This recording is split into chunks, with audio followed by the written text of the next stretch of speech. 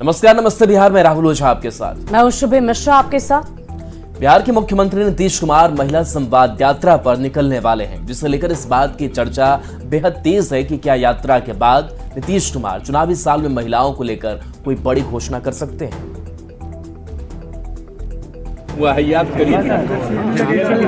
याद था जी। बिहार के सीएम नीतीश कुमार ने महिलाओं के कहने पर शराबबंदी लागू की। अब चुनावी साल यानी 2025 में नीतीश कुमार महिला संवाद यात्रा पर निकलने वाले हैं। एनडीए का नेता नीतीश कुमार जी अपने कामों के आधार पर फिर जनता के बीच में जा रहे हैं। जनता क्या किए हुए कार्यों से नीतीश कुमार जी बार बार सत्ता में आते हैं। नीतीश कुमार की महिला संवाद यात्रा के पहले बिहार की सियासत में इस बात की चर्चा तेज हो गई है कि नीतीश कुमार चुनावी साल में महिलाओं को लेकर कोई बड़ी घोषणा कर सकते हैं। नीतीश कुमार जी महिलाओं से संवाद करने के लिए यात्रा पर जा रहे हैं। महिलाओं की समस्याओं को नजदीक से जानने और सुनने के लिए जा रहे हैं। तो आगे कुछ न कुछ उनका सोच है। जब नीतीश कुमार जी का कुछ सोच होता है तभी वो इस तरह का यात्रा निकालते हैं। तो इसलिए जरूर महिलाओं के लिए कुछ अच्छा होने वाला है। अब 2025 के पहले नीतीश कुमार महिलाओं का मूड भांपने निकले हैं या जमीन पर हुए विकास कामों का जायजा लेने, ये तो वही जानते होंगे। आदरणीय नीतीश कुमार जी यात्रा पर निकले, महिलाओं से संवाद करें, इससे फर्क क्या पड़ना है। वैसे देश के कई राज्यों में महिलाओं के लिए चलाई गई योजनाओं ने राजनीति की हवा बदल दी है। चाहे झारखंड की मैया सम्मान योजना हो या महाराष्ट्र की लाड़की बहना योजना। नीतीश कुमार का महिलाओं के साथ कनेक्ट करना और महिलाओं को जोड़ना, यह तुरुप का पत्ता आने वाले 2025 के विधानसभा चुनाव में साबित होता हुआ दिखाई पड़ेगा। हालांकि एनडीए के नेताओं का दावा है कि सीएम नीतीश कुमार पहले भी महिलाओं के लिए बहुत कुछ कर चुके हैं। चाहे शराबबंदी हो या पुलिस भर्ती से लेकर पंचायत और निगम में महिलाओं के लिए आरक्षण की व्यवस्था करना, बेटियों के लिए पोशाक योजना हो या साइकिल योजना, नीतीश कुमार ने आधी आबादी के लिए बहुत कुछ किया है। महिला संवाद योजना के पीछे मकसद क्या है, ये वही जानते होंगे। न्यूज़ 18 के लिए पटना से आनंद अमृतराज के साथ ब्यूरो रिपोर्ट। वहीं मुंगेर में जेडीयू का कार्यकर्ता सम्मेलन आयोजित किया गया। केंद्रीय मंत्री ललन सिंह कार्यकर्ताओं से मुखातिब हुए, साथ ही मंत्री श्रवण कुमार और शीला मंडल भी मौजूद रही। शीला मंडल ने कार्यकर्ता सम्मेलन में आरजेडी पर निशाना साधा, तो मंत्री श्रवण कुमार ने कार्यकर्ताओं से 2025 में नीतीश कुमार का नारा लगवाया। केंद्रीय मंत्री ललन सिंह ने नीतीश कुमार को अति पिछड़ा समाज को एकजुट किया और कुछ लोग अति पिछड़ों को बांटने की साजिश कर रहे हैं, ऐसी चर्चा भी की। और जात में बांट के उसका वोट लेते थे और फिर नीतीश कुमार जी ने 2005 से अति पिछड़े वर्ग को एक समूह के रूप में जोड़ने का काम किया और तब अति पिछड़े वर्ग के उत्थान के लिए उन्होंने काम किया। आज फिर से कुछ लोग साजिश कर रहे हैं।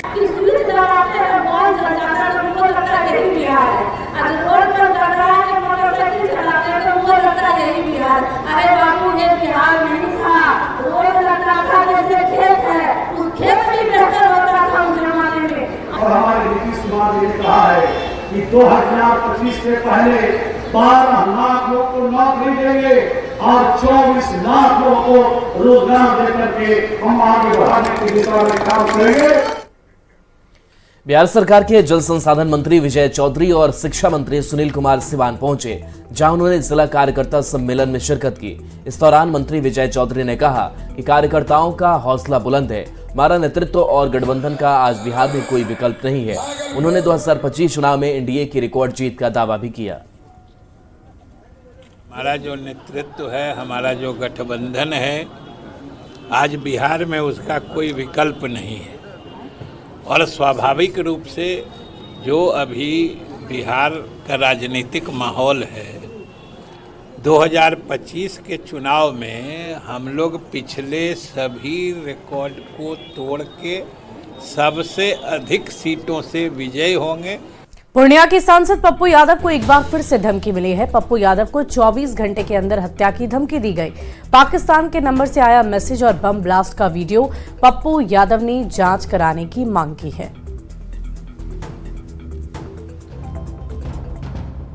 आखिरी 24 घंटों में तेरी हत्या कर देंगे हमारे साथी। तैयारी मुकम्मल है। हमारे साथी तेरे बहुत पास पहुंच गए हैं। Enjoy your last day. धमकी भरे ये कुछ शब्द उस मैसेज का हिस्सा है जिसके जरिए एक बार फिर बिहार के पूर्णिया सांसद पप्पू यादव को जान से मारने की धमकी दी गई है। मैं बार बार कहता हूं, मैं ऐसी धमकी से नहीं डरता। पाकिस्तानी नंबर से भेजे गए धमकी भरे इस मैसेज के साथ ब्लास्ट की एक तस्वीर भी भेजी गई है।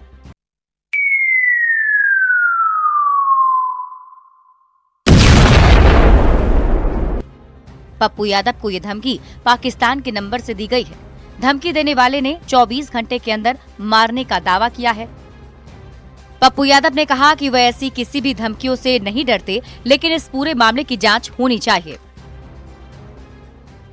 जो हालात है, जो परिस्थितियां हैं, उसमें सुरक्षा से बड़ा सवाल जांच का है। लोग के पीछे कौन है, कौन मरवाना चाहते हैं, झूठ है या सच है। मुंबई में बाबा सिद्दीकी की हत्या के बाद पप्पू यादव ने बयान दिया था। तब से लेकर अब तक लॉरेंस बिश्नोई गैंग के नाम पर पप्पू यादव को धमकी देने का सिलसिला जारी है। अब तक पप्पू यादव को करीब 20 बार धमकी दी जा चुकी है।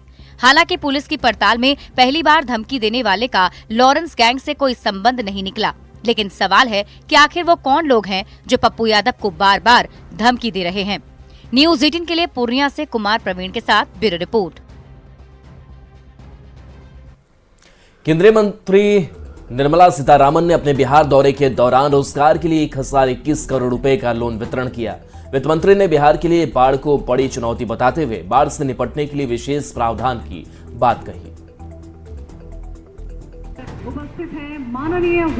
निर्मला सीतारमण देश की वित्त मंत्री अपने बिहार दौरे के साथ कई सौगातें लेकर आए। निर्मला सीतारमण अपने बिहार दौरे के दूसरे दिन मधुबनी के झंझारपुर में हुए क्रेडिट आउटरीच कार्यक्रम में पहुंची और रोजगार के लिए 1021 करोड़ रुपए का लोन वितरण किया। देश के वित्त मंत्री के हाथों जिन लाभार्थियों को लोन मिला, उन लोगों की खुशी का ठिकाना न रहा।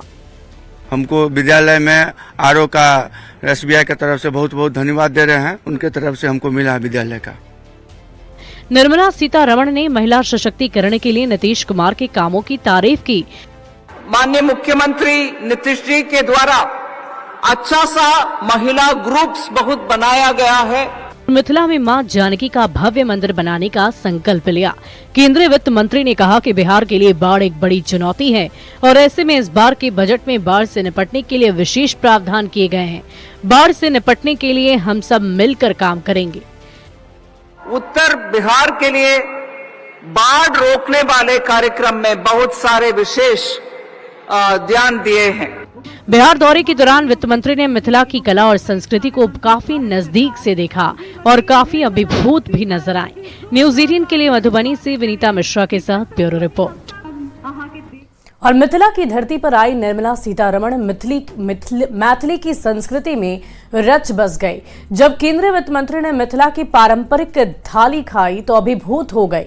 निर्मला सीतारमण को मिथिला की परंपरा निभाते हुए खोइछा भी दिया गया। सीता माता की धरती है। राम और सीता मेरे नाम पर ही, मेरे पिताजी के नाम मेरे साथ ही कभी भी रहती है। मिथिला का खाना खाई, कैसा लगा मैम? बहुत बढ़िया। मरवा की रोटी खाई। मिथिला की धरती पर आकर केंद्रीय वित्त मंत्री निर्मला सीतारामन अभिभूत हैं। मिथिला की संस्कृति निर्मला सीतारामन को भा गई। मिथिला के खान-पान से केंद्रीय वित्त मंत्री को खास लगाव हो गया है।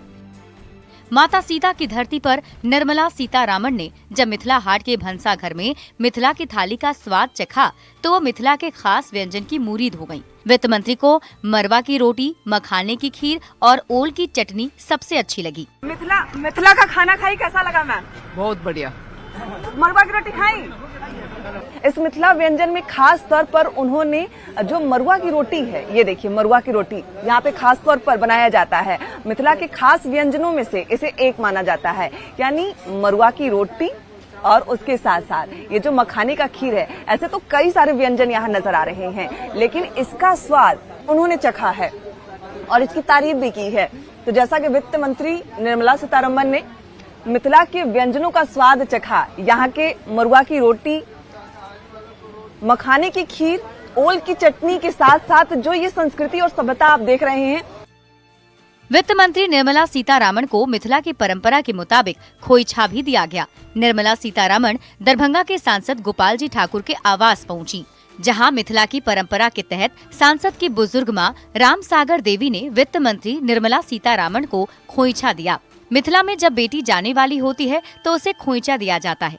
केंद्रीय वित्त मंत्री के मिथिला दौरे से एनडीए गदगद दिखा। दरभंगा सांसद गोपाल जी ठाकुर ने तो निर्मला सीतारामन को माता लक्ष्मी का रूप बता दिया।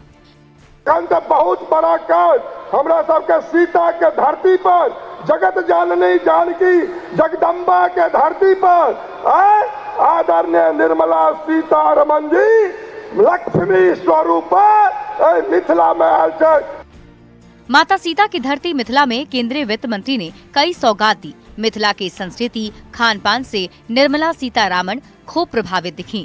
निर्मला सीतारामन मिथिला के रंग में रंगी नजर आईं। न्यूज 18 के लिए मधुबनी से विनीता मिश्रा और दरभंगा से विपिन कुमार दास की रिपोर्ट।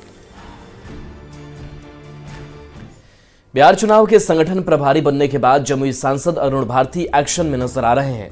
भागलपुर पहुंचे अरुण भारती ने कार्यकर्ताओं के साथ समीक्षा बैठक की। विधानसभा चुनाव में पार्टी और संगठन को मजबूत करने पर चर्चा की। अरुण भारती के साथ जेपीआरवी के सांसद राजेश वर्मा मौजूद रहे। हमारे संगठन को लेकर भागलपुर जिला का समीक्षा है। सबसे पहले प्राथमिकता में होगा हमारे संगठन को लेकर के, संगठन के मेन बॉडी से लेकर के, प्रखंड से लेकर के, प्रखंड अध्यक्ष से लेकर के पंचायत अध्यक्ष और इसके अलावा प्रकोष्ठ के अध्यक्षों से बातचीत होगी। संगठन को मजबूत करेंगे, पार्टी को मजबूत करेंगे और अंतिम निर्णय जब चुनाव का 1 साल के बाद जब चुनाव होगा तो उस वक्त वो सीट जाएगी, जो विधानसभा की सीट लोक जनशक्ति पार्टी को मिलेगी, जो पार्टी के लिए सभी लोगों को साथ लेकर चलता, वो तमाम मानकों को पूरा करते हुए अंतिम निर्णय राष्ट्र अध्यक्ष जी का होगा। दानापुर में ट्यूटोरियल आर्मी भर्ती प्रक्रिया चल रही है, जिसके लिए यूपी के कई जिलों में सैकड़ों अभ्यर्थी दानापुर पहुंचे हैं, लेकिन बहाली स्थल पर कोई व्यवस्था नहीं होने की वजह से सैकड़ों अभ्यर्थियों ने ठंड में सड़क किनारे ही पूरी रात बिताई, जिससे अभ्यर्थियों को काफी परेशानी हुई। युवाओं की शिकायत थी कि एक टेंट की भी व्यवस्था होती तो शायद इतनी परेशानी ना होती। और ज्यादा जानकारी दे रहे हैं संवाददाता अमरजीत शर्मा। हम मौजूद हैं दानापुर में और दानापुर में ट्यूटोरियल आर्मी की बहाली चल रही है और फिलहाल यूपी के 7 जिलों से बहाली लिया जा रहा है और हर एक दिन अलग अलग जगह से ये बहाली ली जा रही है। ऐसे में यूपी के लोग यहाँ आए हैं और यहाँ देख लीजिए रोड किनारे फुटपाथ पे अपना जगह सोने का बनाया है और फिर एग्जाम देंगे, जो फिजिकल टेस्ट होगा वो देंगे। इनसे जानते हैं कि ये किस तरह से कष्ट झेल रहे हैं। रात यहीं बिताएंगे। रात यहीं बिताएंगे? जी, पूरी रात यहीं बिताएंगे। ठंड तो काफी है। ठंड तो काफी है। कोई व्यवस्था नहीं हुआ? कोई व्यवस्था नहीं यहाँ पे। क्या चाहते क्या चाहते यहाँ पे मतलब कुछ छावनी होनी चाहिए, जो मतलब आए यहाँ पे रुके, उनके लिए बैठने के लिए व्यवस्था होनी चाहिए, शौचालय की व्यवस्था होनी चाहिए। यहाँ पे कुछ व्यवस्था नहीं है। कितने जिले की है? इसमें 7 जिलों की।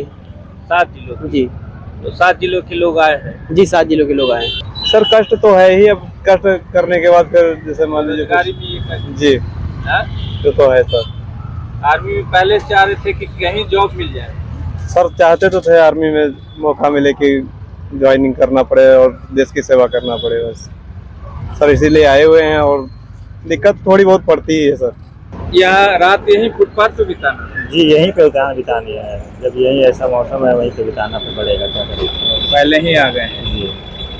तो ठंड में तो रात काटना मुश्किल होगा। जी, तो मुश्किल तो होगा। वगैरह होना चाहिए था? जी, होना चाहिए था, लेकिन यहाँ की सरकार जो है देख ही नहीं रही, तो क्या किया जाए।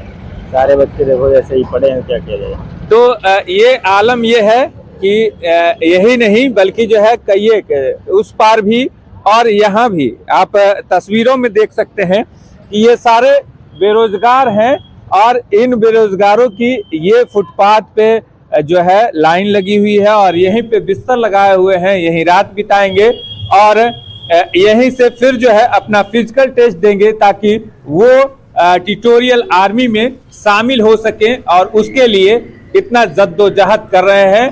कड़ाके की ठंड में भी रात रोड पे बिता रहे हैं, फुटपाथ पे बिता रहे हैं। दानापुर से न्यूज़ 18 के लिए अमरजीत शर्मा। और शिक्षा विभाग के अपर मुख्य सचिव एस सिद्धार्थ ने कहा है कि अब गर्मियों की छुट्टी की जानकारी पहले से शिक्षकों को दी जाएगी और इसके लिए विभाग दिसंबर में ही गर्मियों की छुट्टी की तिथि तय कर लेगी। अत्यधिक गर्मी को देखते हुए ये छुट्टियां निर्धारित कर दी जाएगी। वहीं बच्चों को एक सप्ताह पहले छुट्टी को लेकर होमवर्क भी दिया जाएगा। जैसे जब अत्यधिक सबसे गर्मी है, हम लोग आज उसी का हिसाब किताब कर रहे थे कब उसको फिट करना है, तो गर्मियों की छुट्टी रहेगी और आपको दिसंबर महीने में पता चल जाएगी, ताकि आप लॉन्ग टर्म प्लानिंग कर सकें कब आप गांव जाएं, कहां जाएं।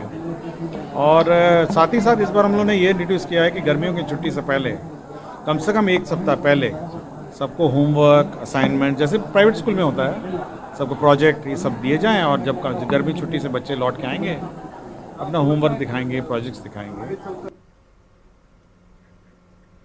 आरा की बबली राज ने बिहार न्यायिक परीक्षा में 8वां स्थान हासिल किया है। उन्होंने अपने पहले प्रयास में ही ये सफलता पाई। बबली राज के पिता धर्मेंद्र कुमार यादव शिक्षक हैं और उनकी मां डॉक्टर नीलम सिंह आरा के सहजानंद ब्रह्मर्षि कॉलेज में मनोविज्ञान विभाग में असिस्टेंट प्रोफेसर के पद पर कार्यरत हैं। बबली राज जगदीशपुर प्रखंड के श्रीपुर गांव की रहने वाली हैं। बबली की सफलता पर पूरे परिवार में खुशी है। बबली राज ने कहा कि अगर सपने बड़े हैं तो और मेहनत सच्ची है तो कामयाबी जरूर मिलती है। स्रोत तो मेरे पेरेंट्स रहे हैं, मेरे दोस्तों ने बहुत मदद किया है, दादा दादी रहे हैं, मेरे जो गुरुजन रहे हैं उन सबको मैं बहुत ज़्यादा धन्यवाद देना चाहूँगी। और तैयारी तो मैंने अपने कॉलेज के दौरान ही शुरू कर दी थी।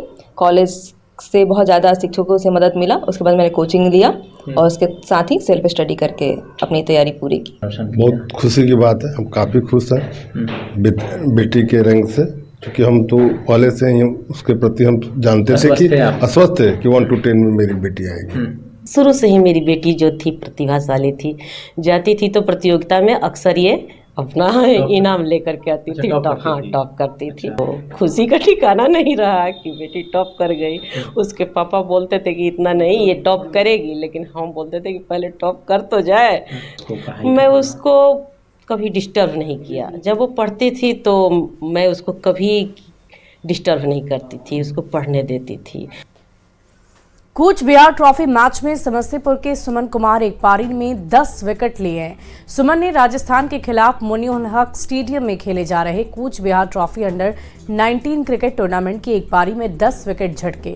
सुमन बाएं हाथ के ऑफ स्पिनर हैं और हैट्रिक समेत 10 विकेट चटकाकर नया रिकॉर्ड बना दिया।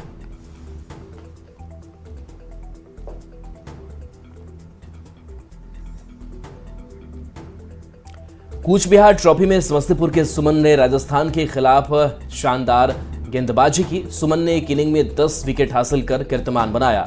सुमन की इस कामयाबी के बाद समस्तीपुर में जश्न का माहौल है। समस्तीपुर के सुमन कुमार ने 33.5 ओवर की गेंदबाजी में 20 ओवर मेडन डाला और 53 रन खर्च करके सभी 10 विकेट हासिल किया। इस शानदार मौके पर समस्तीपुर क्रिकेट अकादमी में खिलाड़ियों के साथ उनके कोच ब्रजेश झा ने केक काटकर जश्न मनाया। कोच ब्रजेश झा ने कहा कि पिछले सीजन में सुमन का प्रदर्शन उतना बेहतर नहीं रहा था, उसके बाद उसकी तैयारी कराई गई और तैयारी पर सुमन खरा उतरा। इस खास मौके का जायजा लिया न्यूज़ 18 संवाददाता मुकेश कुमार ने। समस्तीपुर के क्रिकेट प्रेमियों के लिए एक बार फिर खुशखबरी सामने आई है। पटना के मोइनुल हक स्टेडियम में चल रहे कूच बिहार ट्रॉफी में समस्तीपुर के एक खिलाड़ी ने एक इनिंग में 10 विकेट लेकर के कीर्तिमान स्थापित किया है और यहां पर एक बार फिर कोच ब्रजेश झा चर्चा में है। क्या कहेंगे? बहुत खुशी का दिन है भैया। आज सुमन हमारा बच्चा 10 का 10 विकेट लिया, इतिहास बनाया है। क्या किस चीज का मैच था? कैसे? कुछ बिहार ट्रॉफी का मैच था, उसका पूर्व में भी खेला था, लेकिन उतना अच्छा परफॉर्मेंस पिछले वर्ष नहीं हुआ था। इस वर्ष एक लक्ष्य निर्धारण करके उस पर फोकस किया। उस साल उसका बहुत अच्छा परफॉर्मेंस हुआ है। क्या आज कैसा रहा उसका बॉलिंग? आज एक इनिंग में वो 10 विकेट लिया, ये इतिहास है। अंडर 19 में आज तक ये कारनामा कोई भी बच्चे द्वारा, और समस्तीपुर का लड़का, हमारा एकेडमी का लड़का ये किया है, तो हम लोग के लिए बहुत खुशी का दिन है। तो निश्चित रूप से एक इतिहास है कि इस तरह के रिकॉर्ड समस्तीपुर के युवा अपने नाम किए हैं। Mukesh Kumar, news 18 network, Samastipur. और यहाँ रुकेंगे एक छोटे से ब्रेक के लिए, जल्द हाजिर होते हैं।